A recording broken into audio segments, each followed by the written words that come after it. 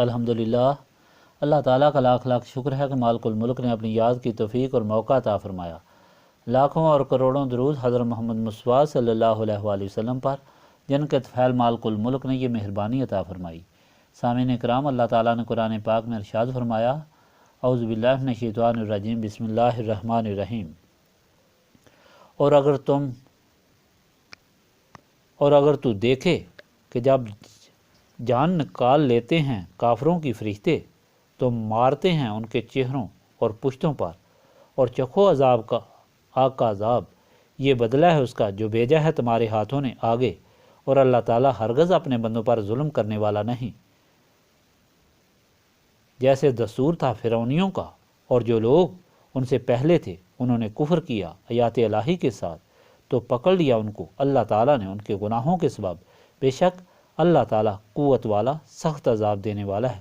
یہ اس لیے کہ اللہ تعالیٰ نہیں بدلنے والا کسی نعمت کو جس کا انعام اس نے فرمایا ہو کسی قوم پر، یہاں تک کہ وہ بدل ڈالیں اپنے آپ کو، اور بے شک اللہ تعالیٰ سب کچھ جاننے والا اور سننے والا ہے۔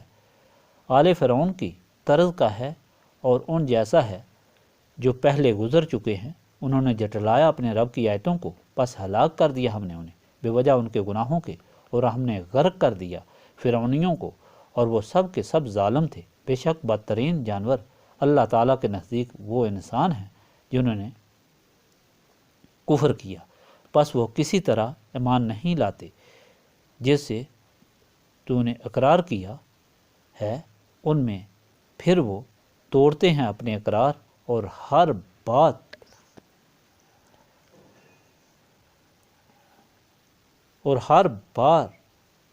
اور ڈر نہیں رکھتے۔ پچھلے فرمان الہی میں آپ نے سنا کہ اللہ تعالیٰ نے مومنین کو فتح کے لیے، کامیابی اور کامرانی کے لیے جن اصحاف کو اپنانے کا حکم دیا، ان میں سب سے پہلے اللہ تعالیٰ اور اس کے رسول صلی اللہ علیہ وآلہ وسلم کی مکمل اطاعت ظاہری اور باطنی اعتبار سے۔ دوسری ہدایت کہ جب کسی سے مقابلہ آ جائے تو اگر اللہ تعالیٰ پر توکل رکھتے ہو اور نبی پاک صلی اللہ علیہ وآلہ وسلم کے ساتھ نسبت رکھتے ہو تو سیسا پلائی ہوئی دیوار کی طرح ڈٹ جانا اور نہیں گھبرانا۔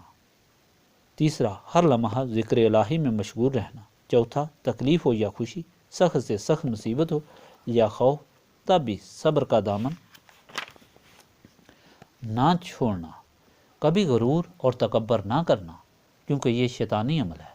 ہمیشہ اللہ تعالیٰ پر بھروسہ اور اس کی دین سمجھنا، یہ وہ اوصاف ہیں جو مجاہدین بدر نے اپنائے۔ تعداد میں قلیل ہونے، نہتے ہاتھ ہونے، غلط جگہ میں مقیم ہونے اور پانی سے محروم ہونے کے باوجود اللہ تعالیٰ نے ان کی مدد فرمائی، نیند سے، پانی سے اور فرشتوں سے انہیں زبردست فتح عطا فرمائی، کفار کی کمر ہمیشہ کے لیے توڑ دی، اور مسلمانوں کی طاقت مسلم ہو گئی۔ اس لیے ہر مسلمان کو یہ اوصاف اپنانے چاہیے، لیکن سمجھنے والی بات یہ ہے کہ یہ اوصاف کس طرح اپنائے جا سکتے ہیں۔ سب پہلوؤں پر غور کرنے کے بعد انسان اس نتیجے پر پہنچتا ہے کہ یہ اوصاف صرف اور صرف نسبت رسولی صلی اللہ علیہ وآلہ وسلم حاصل کرنے سے اپنائے جا سکتے ہیں، کیونکہ نسبت رسولی صلی اللہ علیہ وآلہ وسلم رکھنے والوں کے دل و دماغ روشن ہوتے ہیں، ان کے دل میں اللہ تعالیٰ اور اس کے رسول صلی اللہ علیہ وآلہ وسلم کی اطاعت کی قیمت سب سے زیادہ ہوتی ہے، اور اللہ تعالیٰ کی یاد ان کی زندگی ہوتی ہے۔ کوئی خوف اور خطرہ ان کو نہیں ہوتا، نہ لالچ جو صبر ان کا توڑ سکے، اور وہ ہمیشہ سب اللہ تعالیٰ کی دین سمجھتے ہیں اور اپنے آپ کو عاجز بندہ۔ اس لیے کامیاب زندگی گزارنے کے لیے نسبت رسولی صلی اللہ علیہ وآلہ وسلم از حد ضروری ہے۔ آج کے فرمان میں منکرین کو عذاب سے ڈرایا گیا ہے، اور یہ بات بتائی گئی ہے کہ منکرین اور دشمنان اسلام کو بدر میں شکست ہوئی، قتل بھی ہوئے، لیکن صرف یہی کچھ ان کے ساتھ نہیں ہوا، بلکہ ان سے کہیں زیادہ وہ ہوا جو لوگوں نے نہیں دیکھا۔ ان کی روحیں قتل ہونے سے نہیں نکلی، بلکہ اسرائیل نے ان کے چہروں اور پیٹھوں پر ہتھوڑے مار کر نکالیں۔ ان کی روحیں بدن میں چھپتی پھرتی تھیں، تو اسرائیل نے کہا، جو تم کو عذاب دیا جا رہا ہے اس لیے نہیں کہ اللہ تعالیٰ تم پر ظلم کر رہا ہے، بلکہ یہ ان اعمال کا بدلہ ہے جو تم نے کیے۔ اور ایسا ہی سلوک فرعون اور اس کی قوم کے ساتھ کیا گیا جب وہ غرق ہوئے اور مرے، کیونکہ وہ بھی اللہ تعالیٰ کے منکر اور اس کے رسول صلی اللہ علیہ وآلہ وسلم کے دشمن تھے۔ اللہ تعالیٰ کبھی کسی قوم کے حالات نہیں بدلتا جب تک وہ خود اپنے حالات نہ بدل لے۔ فرعون اور اس سے پہلے بھی گزری ہوئی قوموں کو اس طرح عذاب کی سزائیں دی گئی تھیں۔ اس کے ساتھ ہی اللہ تعالیٰ نے بتایا کہ اللہ تعالیٰ رحمان اور رحیم ہے، لیکن مخلوق میں سب سے زیادہ اللہ تعالیٰ کے نزدیک برے دو انسان مغضوب اور قابل نفرت ہیں، جو اللہ تعالیٰ کی ہستی سے انکار کرتے ہیں اور ایمان نہیں لاتے، کیونکہ ان کو شعور دیا گیا، اور پھر یہ بے شعور جانوروں کی طرح جان بوجھ کر زندگی گزاریں تو پھر یہ واقعی ان سے بھی بدتر ہیں۔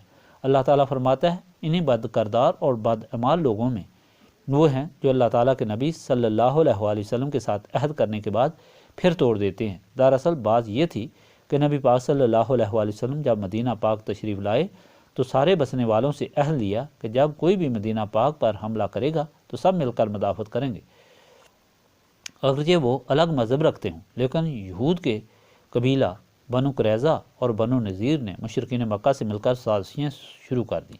ان کا سردار اشرف بن کعب خود مکہ معظمہ چلا گیا۔ وہاں اس نے ہر طریقہ سے مشرکین مکہ کو بدر احد کے واقعات سنا کر مخالفین کو بارا، اور بہت بڑا لشکر لے کر 5 ہجری میں غزوہ خندق کے وقت جب مشرکین نے مدینہ منورہ کا محاصرہ کیا تو ان یہودیوں نے عہد شکنی کرتے ہوئے ان سے ساز باز شروع کر دی اور پشت کی طرف سے حملہ کی تیاری کی۔ اللہ تعالیٰ نے حملہ آوروں کو ذلیل کر کے لوٹایا۔ جنگ خندق کے حالات میں موجود ہے کہ حضرت سلیمان فارسی کی تجویز پر مدینہ کے گرد خندق کھودی گئی، اور اللہ تعالیٰ نے اتنے زور سے ہوا اور بارش بھیجی کہ وہ ذلیل ہو کر واپس بھاگے اور مسلمانوں کو اس طرف فتح ہوئی۔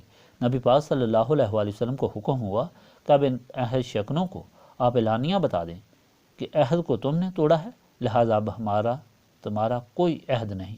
اس طرح بنو قریظہ اور بنو نذیر کو عہد شکنی کی سزا دی گئی۔